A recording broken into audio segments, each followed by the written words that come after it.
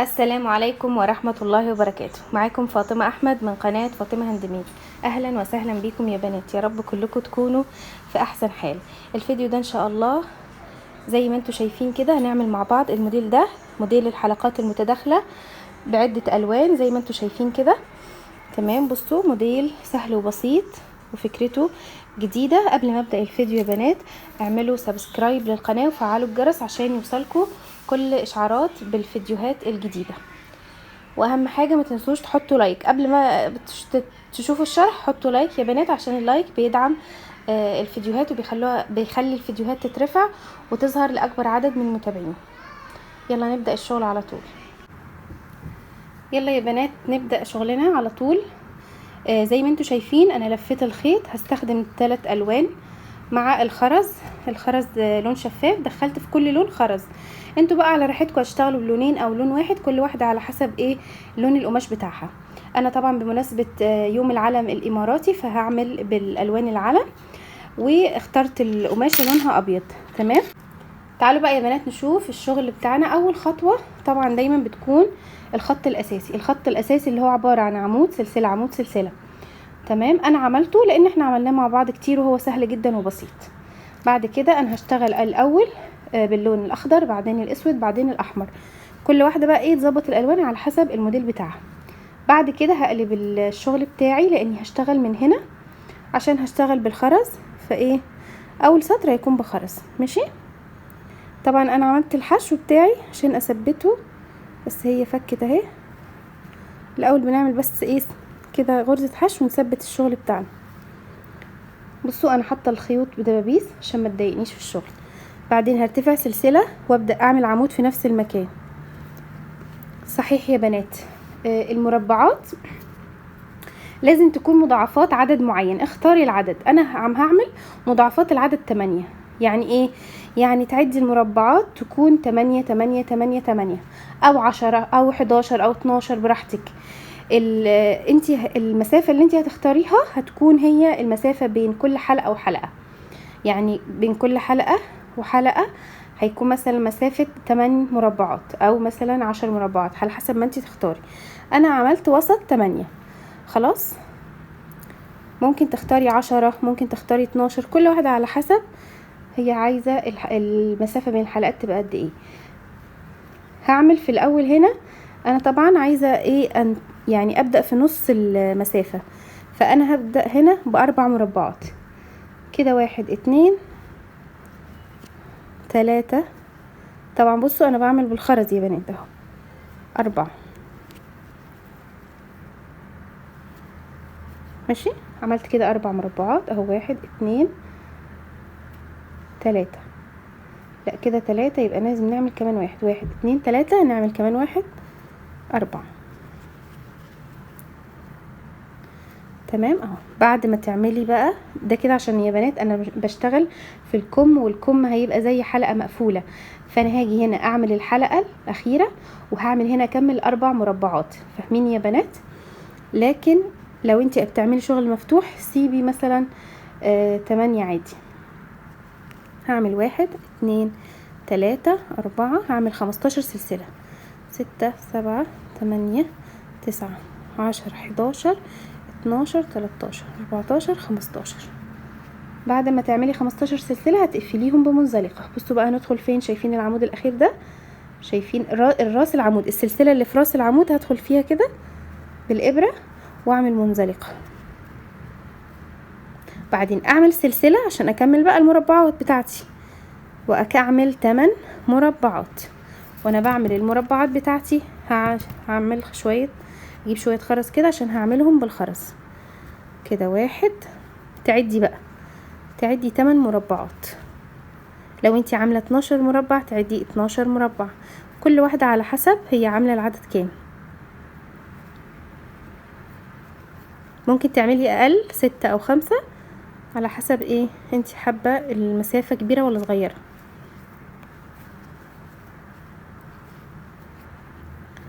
تمام، بصوا 1 2 3 4 5 6 7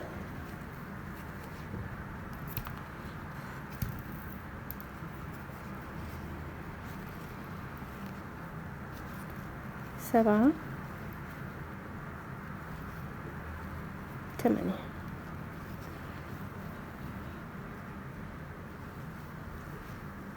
ماشي يا بنات اهو، 1 2 3 4 5 6 7 8. 8 مربعات. لو زي ما قلت لكم عامله 10 عدي 10، عامله 12 براحتك. هنعمل 15 سلسله. 1 2 3 4 5 6 7 8 9 10 11 12 13 14 15. بعد ما نخلص 15 سلسله بنيجي في العمود ده. بصوا يا بنات اهو، شايفين ده العمود اهو، شايفين راسه اللي هي السلسله اللي فوق في العمود، بدخل فيها من هنا كده اهي واعمل منزلقه. بسم الله. بعد كده انا كده بصوا خلاص ده عمود اهو. هكمل بقى المربعات 8 مربعات تاني وهكذا، وكل مربع طبعا كل قصدي عمود بحط فيه خرز. ماشي اهو كده. هكمل بقى بنفس الطريقه دي يا بنات، 8 مربعات حلقه 8 مربعات حلقه. هنيجي في الاخر هنا هيبقى فيه حلقه وبعد كده 4 مربعات. هعمل معاكم برضو ايه نهايه السطر زي ما احنا متعودين. خلاص يبقى كده الخطوه الاولى بتاعتنا هنعمل السطر الاساسي ويبقى مضاعفات اي عدد انت تختاريه براحتك، 8 او 6 حتى اقل او اكتر، كل واحده على حسب المسافه دي عايزه تبقى بين كل حلقه وحلقه قد ايه. ماشي انا هكمله كده لحد الاخر. بصوا يا بنات وصلت اهو للاخر، دي كده اخر حلقه تمام، قفلتها بمنزلقه. بعد كده بنكمل بقى المربعات الاربعه الباقيين كده. 1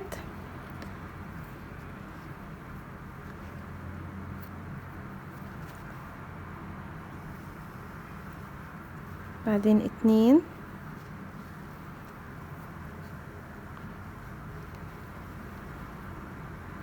تمام كده، 1 2 3. بعد كده عملت سلسلة وهي ده المربع الرقم 4، يعني لما ادخل هنا في الاول عمود ده هيكون المربع رقم 4 تمام اهو.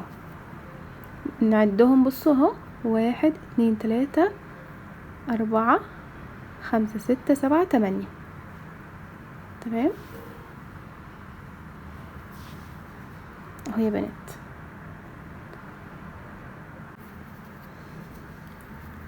تعالوا بقى نشوف يا بنات السطر اللي بعد كده. السطر اللي بعد كده مش هشتغله من الظهر، هقلب كده وهشتغله من على الوش لان انا مش عايزه اشتغل بالخرز، هشتغل بالاعمده بس. الاول هرتفع سلسله كده والف الشغل، بعدين هعمل عمود فوق العمود ده اللي هو اول عمود. هي كل الشغل اللي جاي اعمده تمام. ده الدبوس اللي انا ماسكه بيه الخيط. هدخل بقى هنا في كل مربع اعمل عمود وفوق العمود هعمل عمود تمام كده. احنا عاملين يا بنات 8 مربعات، يعني هيكون 8 و8 كام 16 عمود موجودين. طبعا هنا في الاول هيكون في 8 بس، 1 2 3 4 5 6 خلاص اهو 7. بعد كده 8. ما تنسوش بصوا في سلسلة هنا، فاكرين كنا بنعمل الحلقة وبعدين نعمل سلسلة ونكمل مربعات، فما تنسوش السلسلة اللي هنا كده. عملت 8 في النص عشان في لسه 8 هنا بقى تانيين. هاجي بقى الحلقة دي هعمل فيها ايه يا بنات؟ ركزوا بقى معايا. همسك الحلقة كده ادخل جوه الحلقة، هعمل منزلقة واعمل نص عمود. النص عمود ازاي يا بنات؟ باخد لفة وادخل في الحلقة واخد لفة وبعدين اسحبهم كلهم مرة واحدة. بعد كده هعمل 23 عمود، 23 عمود، يعني هعمل منزلقة غرزة نص عمود 23 عمود. خلاص 1 2 هعد انا بقى كده 23 واوريكم هنكمل ازاي. بصوا بقى يا بنات بعد ما نخلص كده اهو 23 عمود باجي اعمل هنا نص عمود وبعدين ادخل هنا في برضو في الاخر اعمل منزلقة كده اهو. خلاص بعد كده بكمل عادي. طيب ما ننساش بقى المفروض الدور بعد، يعني بعد ما انا خلصت انا كنت عامله هنا في المربع ده فاكرين عمود، يبقى نبدا من هنا من العمود ده. خلاص هنبدا نعمل اعمدة بقى. الاعمدة بتاعتي 16 عمود، 1 2 3. هحاول ارسمها لكم في الباترون يا بنات لان هي هتوضح قوي قوي في الباترون. خلاص 3. انا دورت على الباترون بتاعها ما لقيتهوش، فانا هرسمه لكم ان شاء الله. 4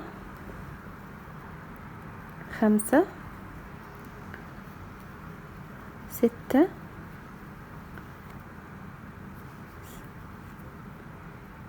بصوا يا بنات، ده الخيط اللي انا شغاله بيه، ده الخيط اللي هو الصغير، البكر الصغير، متعب جدا في الشغل، وكل شويه يعني كل شويه الخيط يطلع من الابره، فانتوا اشتغلوا احسن بالخيط اللي هو من البكر. بصوا اهو بيطلع من الابره ازاي.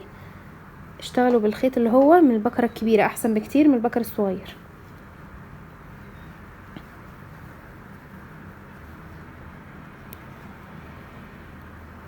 طبعا انت هتشتغلي الاعمده على عددها على حسب المربعات. يعني انت لو عندك 12 مربع هيكون عدد الاعمده 24، فماشي يعني محدش يلتزم بعدد الاعمده. اهم حاجه الاعمده تكون نفس عدد المربعات اللي انت سايباها.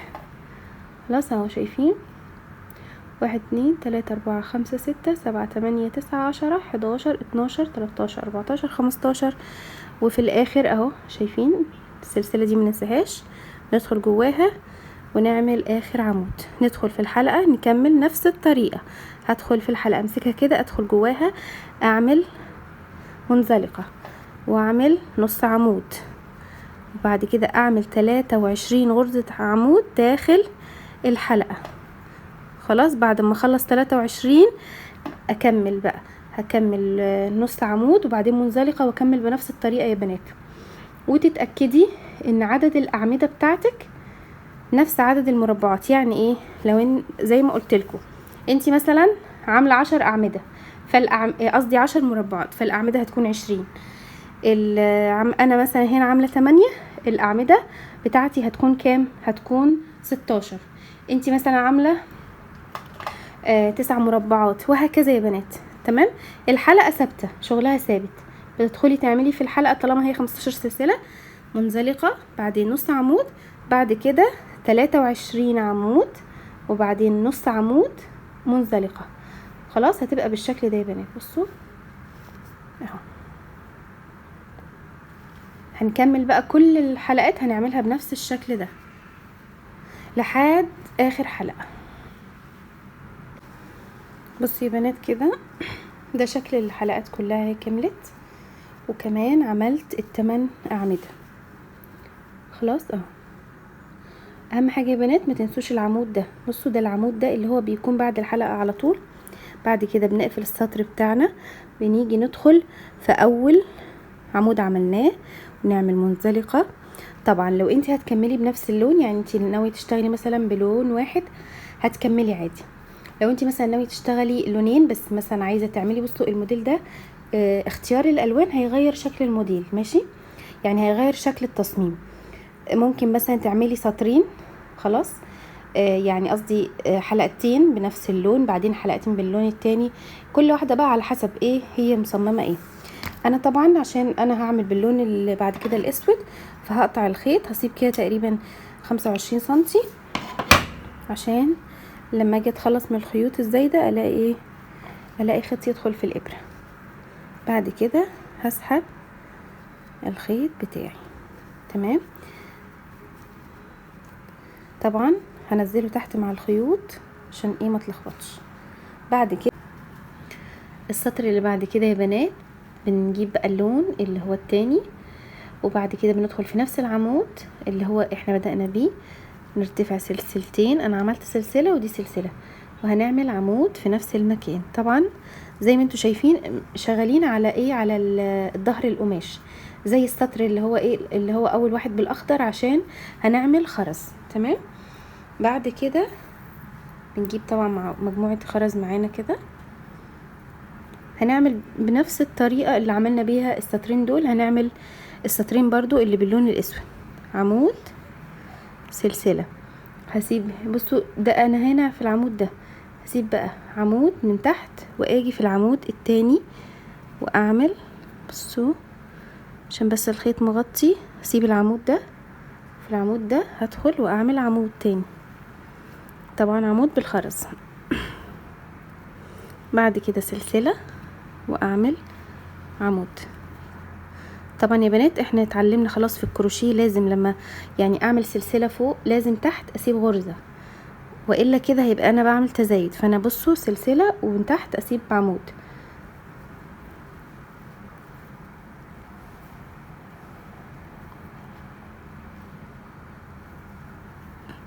اهو. خلاص اهو كده كده اربع مربعات، 1 2 3 4. بصوا بقى يا بنات، شايفين الحلقة دي مش هنجيبها لورا كده، لا ركزوا تجيبوها كده. خلاص يعني نجيبها للامام اللي هو بتاع القماش، يعني نجيبها على وش القماش، على وش الشغل بتاعنا ناحية الخرز. بعد كده هعمل 15 سلسلة، 7 8 9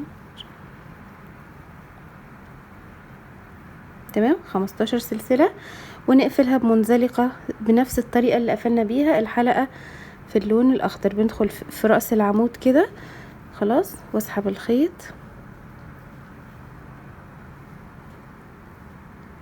بعدين بعمل سلسلة، وزي ما قلت لكم الحلقة دي بنيمها كده.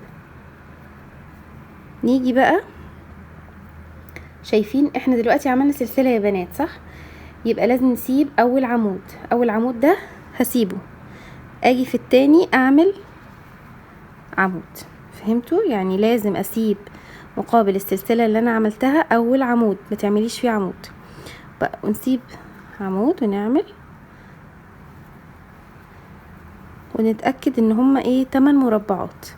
زي ما قلنا في الاول احنا بنعمل 4 عشان احنا عايزين نكون في نص الشغل بتاعنا كده.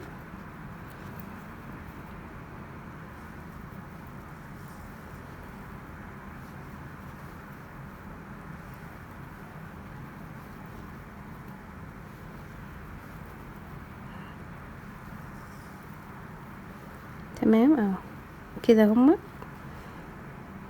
كده بقى عندنا كام؟ 8 مربعات، 1 2 3 4 5 6 7 8. نعمل 15 سلسلة.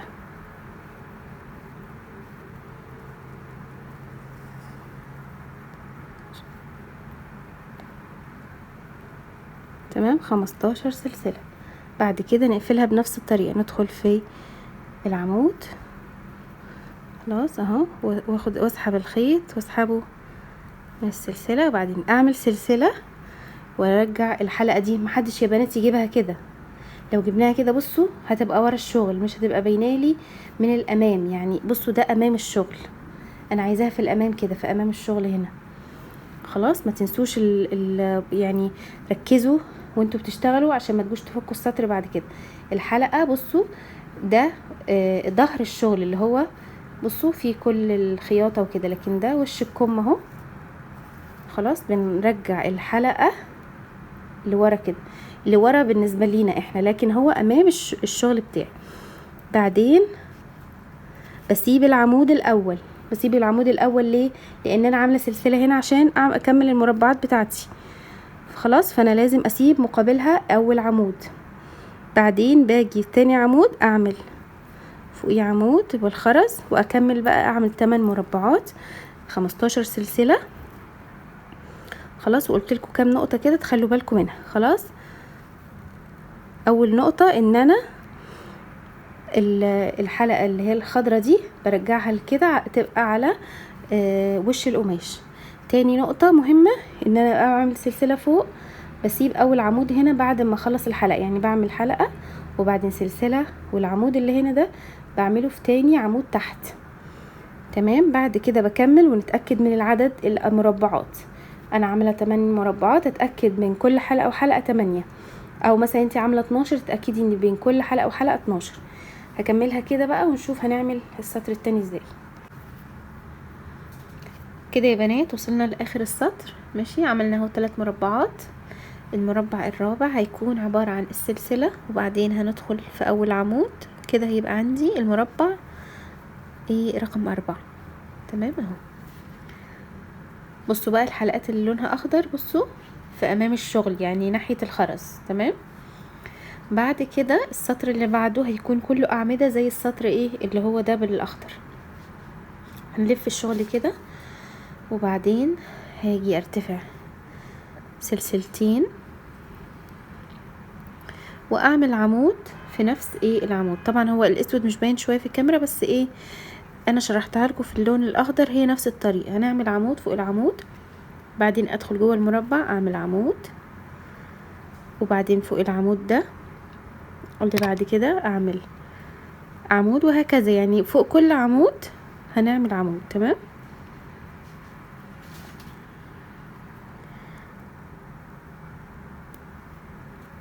بصوا يا بنات، موديل سهل جدا وبسيط، هو تكرار سطرين اللي هما بالاخضر دول، هنكررهم في كل الالوان.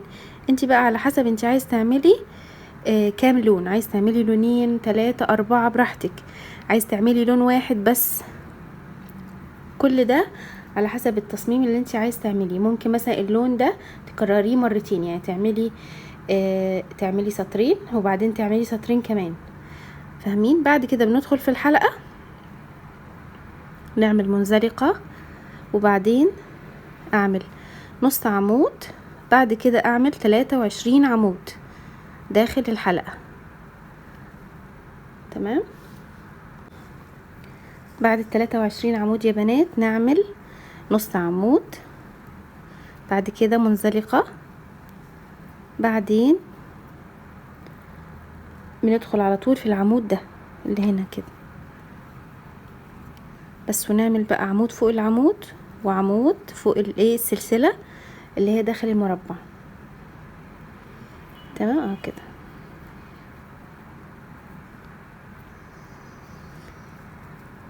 عمود كلها بقى هتبقى اعمدة، ونتأكد ان هما كام 16 عمود.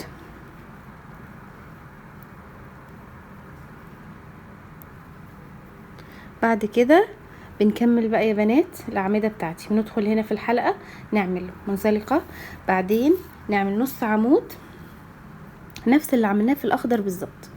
خلاص هنعمل كده ونيجي لاخر السطر، وتتأكدوا طبعا زي ما اتفقنا في السطر اللي هنا اللون الاخضر.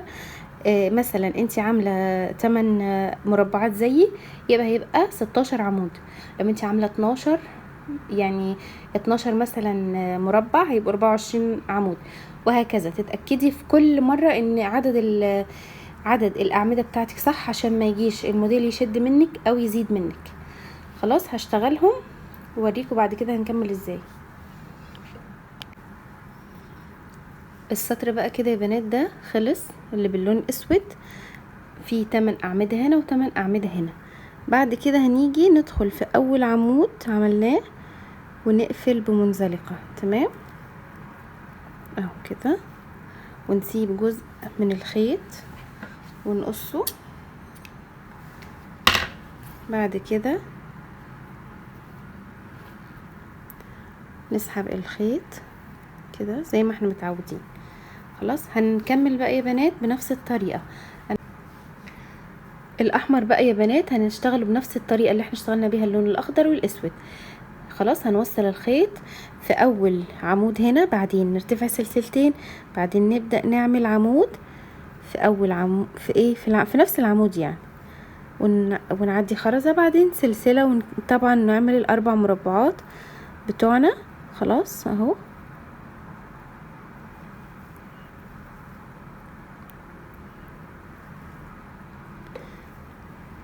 بنفس الطريقة يا بنات، نفس السطرين بالظبط.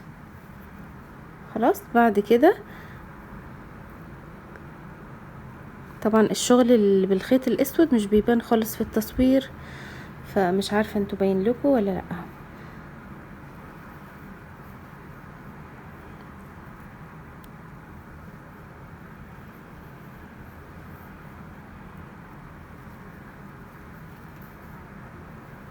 تمام اهو كده 4 مربعات في الاول. بعدين باجي اهم حاجة ترجعوا بصوا الحلقات اللي احنا عملناها دي ترجعوها كده لوش الشغل، يعني للايه للناحية اللي فيها الخرز. بعدين نعمل 15 سلسلة،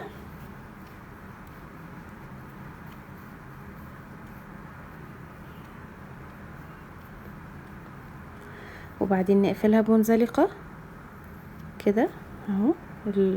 الشغل اللي بالاحمر باين. بعدين نعمل سلسلة ونرجع الحلقة لورا. طبعا ايه انتوا مش عارفة هو باين عندكم في الكاميرا. بصوا هنسيب اول عمود، خلاص اول عمود وتاني عمود ندخل فيه ونعمل عمود. وقلت لكم السبب عشان انا عاملة سلسلة، خلاص عاملة سلسلة بعد الحلقة عشان ده بداية المربع. وهكذا هنكمل بقى يا بنات ونعمل 8 مربعات او ايا كان العدد اللي انت عاملاه، اللي انت بدأتي بيه، يعني تكملي بيه نفس الاسطر. تمام اهو، تكملي بنفس الطريقة وتتأكدي ان هي نفس الاسطر. خلاص بصوا الشكل. بصوا يا بنات كده عملت اللون الاحمر بنفس الطريقة اللي عملت بيها الاخضر والاسود. تمام. هقفل بقى السطر. انا كده يا بنات يعتبر خلصت يعني عدد الحلقات بتاعتي. تمام. لو اي واحدة فيكم عايزة تكمل يعني تعمل مثلا 3 حلقات كمان، تكمل براحتها، كل واحد تعمل العدد اللي هي عايزاه. بعد كده لازم نعمل سطرين بس من غير حلقات. خلاص هلف كده الخيط تاني وارتفع سلسلة واعمل عمود فوق العمود ده بالخرز. تمام كده. هعمل سطرين بس من غير حلقات. تمام هوريكم ازاي.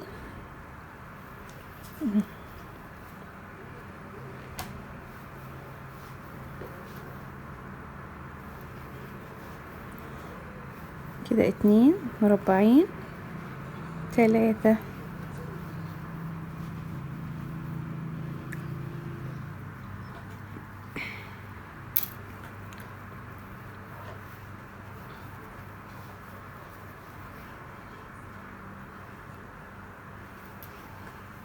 4. احنا كنا المفروض نعمل حلقة صح؟ مش هنعمل حلقة. هعمل سلسلة على طول واجي ارجع الحلقة اللي هي الحمرة دي لورا ناحية الخرز، واجي على طول هنا اول عمود هسيبه. تمام. اللي هو العمود الاول ده هسيبه، اجي في تاني عمود واكمل واعمل عادي كأني بعمل سطر مربعات عادي خالص، يعني سطر مربعات من غير اي حلقات. خلاص اهو كده سلسلة عمود. طبعا زي ما اتفقنا بنسيب تحت سلسلة برضو، يعني بنسيب غرزة قصدي.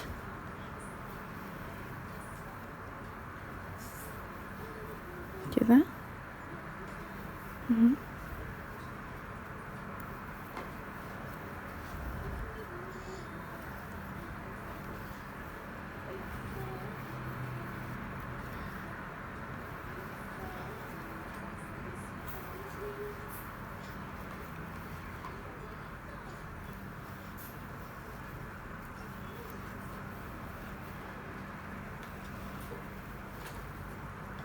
تمام يا بنات. بصوا اهو كده 1 2 3 4 5 6 7 8.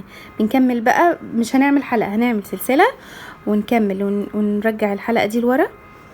خلاص ونسيب اول عمود، شايفين اهو اول عمود اهو، بصوا اهو ده، ونكمل بقى بالخرز لحد اخر السطر بنفس الطريقة. واهم حاجة الحلقة بتاعتي ترجع لورا اهو، متخلوهاش داخلة لجوه. ده هيبقى شكلها كده. هكملها، هكمل السطر كله من غير اي حلقات ولا حاجة عادي، عمود بخرز سلسلة عمود بخرز سلسلة. وبعد كده السطر اللي بعده هيبقى اعمدة بس. بصوا يا بنات انا كده خلصت السطر. هعمل بقى سلسلة، ده اخر مربع، هدخل في العمود واقفل السطر بالمنزلقة. تمام. احنا بقينا سطرين يا بنات، بس تعالوا اوريكم ازاي ندخل الحلقات دي في بعض. بصوا اهو احنا بندخلها كده. خلاص تعالوا اوريكم الطريقة ازاي. ده الشكل الحلقات بتاعتي صح، ده شكلها كده. هاجي اخد الاخضر اللي هو اول واحد، يعني اول حلقة من تحت، وادخل فيها التانية كده، واطلع التانية كده وافتحها وادخل الرقم 3، وهكذا. وتدخلي لو انتي عاملة اكتر من كده تاخدي مثلا اللي هي رقم 3 وتدخلي فيها رقم 4. تمام اهو بنفس الطريقة دي كده. بصوا ده شكلها لما دخلت، شكلها بقى نص دي اهي، ما دخلتهاش لسه. هناخد الاخضر اللي هو اول حلقة من تحت ندخل فيها تاني حلقة كده. تمام، ونفرد كده الحلقة ونظبطها طبعا مع الوكوة هتظبط خالص. وبعد كده ندخل رقم 3. خلاص ندخلهم كلهم بقى. تعالوا ايه نشوف بعد كده. هنعمل السطر اللي بعد ده عادي جدا بعمود زي اللي احنا كنا عاملينه قبل كده. خلاص اهو كله هيبقى اعمدة، بس طبعا ده الاختلاف ان الاعمدة بتاعتي هتبقى من غير حلقات. خلاص انا ارتفعت سلسلة وهلف الشغل لان العمود بشتغله من هنا من على الوش. خلاص هعمل عمود هنا واحد، هشتغل بقى اعمدة يا بنات فوق كل عمود وفوق كل سلسلة برضو عمود من غير اي خرز، بس كده اهو. بصوا كده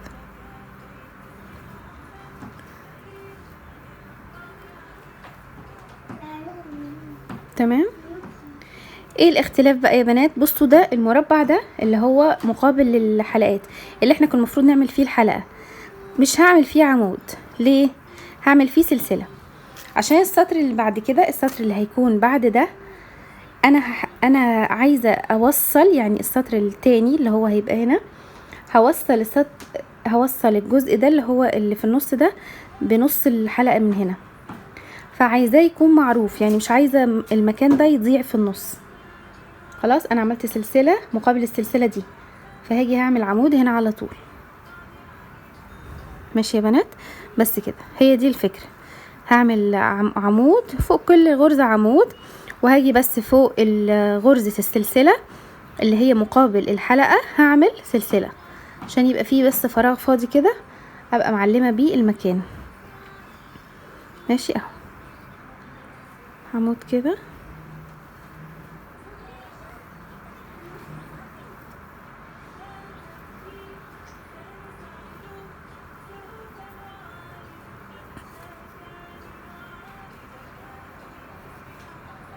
اهو.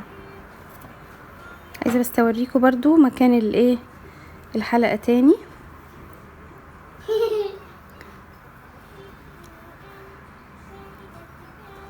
تمام اهو كده اهو. وصلت للمربع اللي في النص ده اللي هو مقابل لحلقة، هعمل سلسلة واجي على طول اسيب السلسلة دي مش هعمل فيها عمود، واعمل عمود اكمل بقى بعد كده.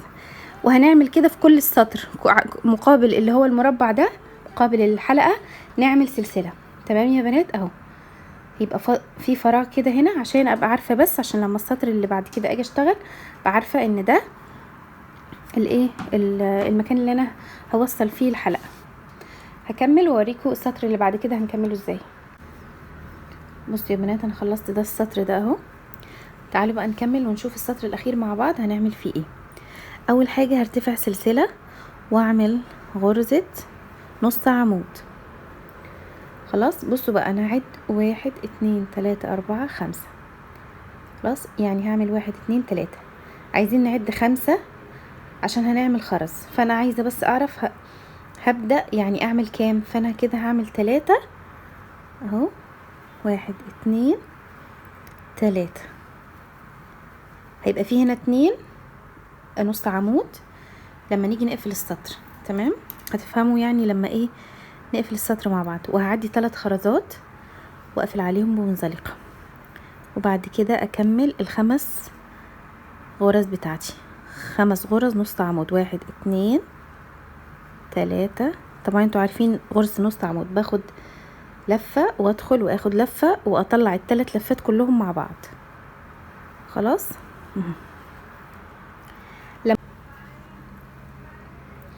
بصوا بقى يا بنات، ركزوا معايا، احنا كده خلصت اعمل الخمس غرز نص عمود. خلاص، فاكرين الفراغ اللي هنا ده؟ هاجي اشوف الحلقات بتاعتي. طبعا انا قلت لكم هتدخلوها ازاي، هعيدها لكم تاني. هنيجي الغرزة دي اللي هي قصدي الحلقة اللي تحت، ندخل فيها رقم 2. تمام.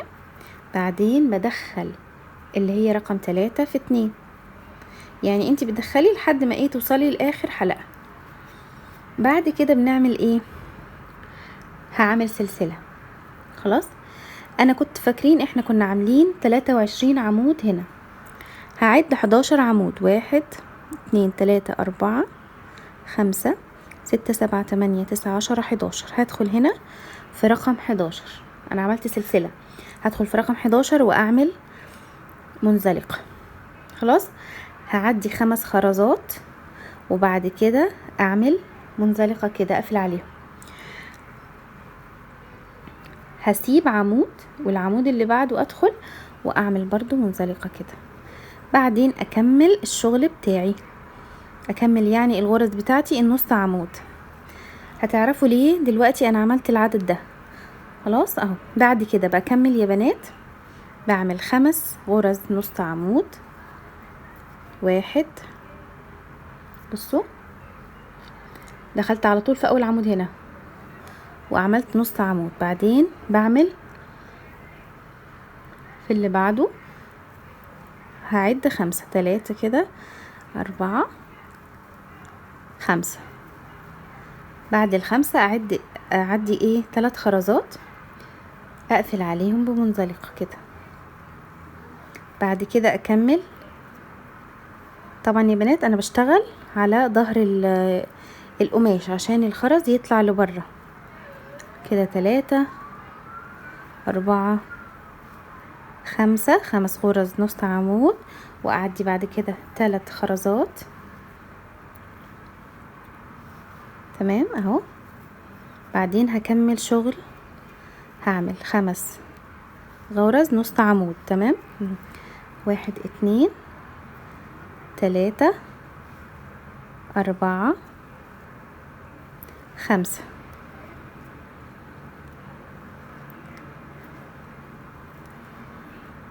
تمام. بعد كده اعمل سلسلة، اجي بقى للحلقات اللي عليها الدور. خلاص، ادخلها قدامكم تاني. اول حلقة هدخل فيها الحلقة التانية، وبعدين ادخل التالتة في التانية كده، وطبعا افردهم، اتأكد ان هما مفرودين ومظبوطين على الوش لان ده وش الشغل. واعمل كده واعد. احنا قلنا 11 غرزة عمود. خلاص اهو. 1 2 3 4 5 6 7 8 9 10 11. طبعا يا بنات احنا كنا بنعمل في الاول نص عمود، فاكرين كنا بنعمل في الحلقة هنا نص عمود، ما تعدوهوش، عدوا من اول الاعمدة. خلاص اهو. واعمل منزلقة. بعدين اعدي 5 خرزات، 5 واقفل عليهم كده منزلقة كده. بعدين بسيب غرزة عمود واجي هنا في اللي بعدها اعمل منزلقة. بعد كده باجي اكمل غرز النص عمود بتاعتي، وهكذا هكرر نفس الخطوات دي.